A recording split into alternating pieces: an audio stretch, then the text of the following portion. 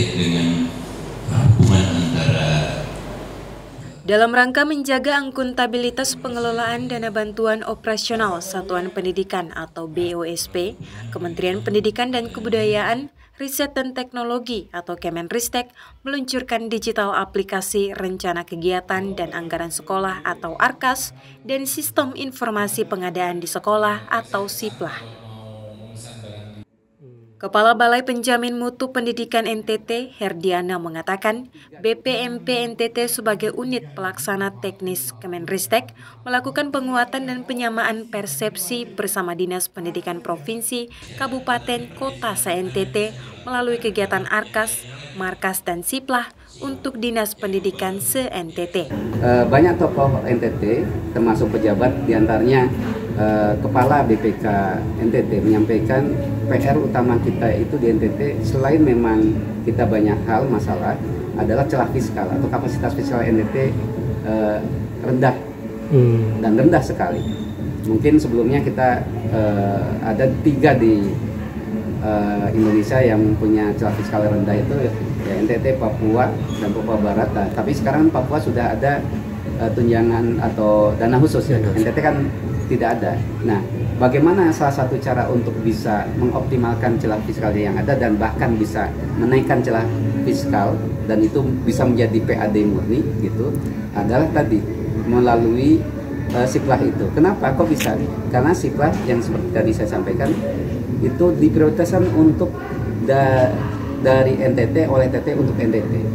Tadi pertama dana BOS kita dapat misalkan atau bantuan apapun ke sekolah, dana masuk ke sekolah dikelola dengan ARKAS Markas tadi, lalu dibelanjakan melalui SIPLAH yang dimana toko-tokonya adalah toko UMKM di sekitar. Sekarang itu masih banyak sekolah belanja keluar NTT, padahal sebenarnya barang-barang itu sudah ada di NTT dan potensi bisa lebih baik dan lebih murah NTT. Ketika ini sudah berputar di NTT, ini akan membuat potensi penaikan kapasitas fiskal dan artinya daya guna di NTT akan bisa bergulir dan akhirnya kita akan bisa bersaing karena kapasitas fiskal kita semakin naik dan dengan itu diharapkan potensi peningkatan perekonomian dan akhirnya peningkatan mutu pendidikan bisa lebih luas lagi. Demikian.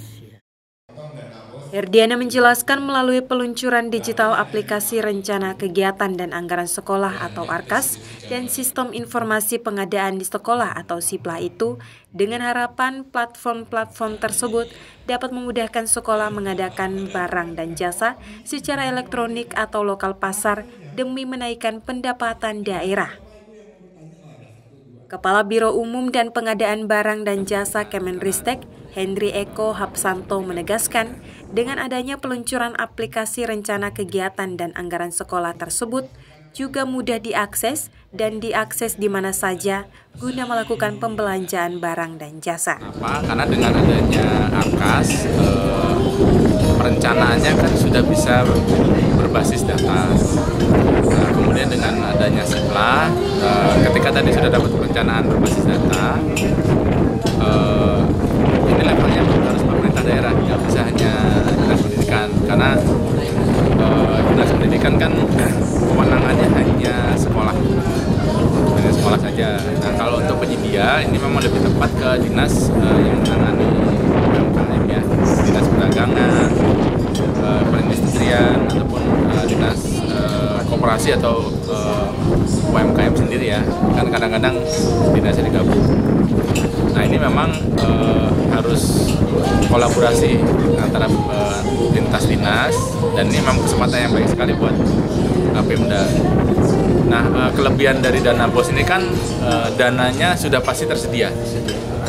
Makanya ketika sekolah sudah ditetapkan menjadi dana BOS, dana yang dialokasikan untuk sekolah tersebut itu sudah tercantum juga berapa alokasinya. Badulaba, AFP TV melaporkan.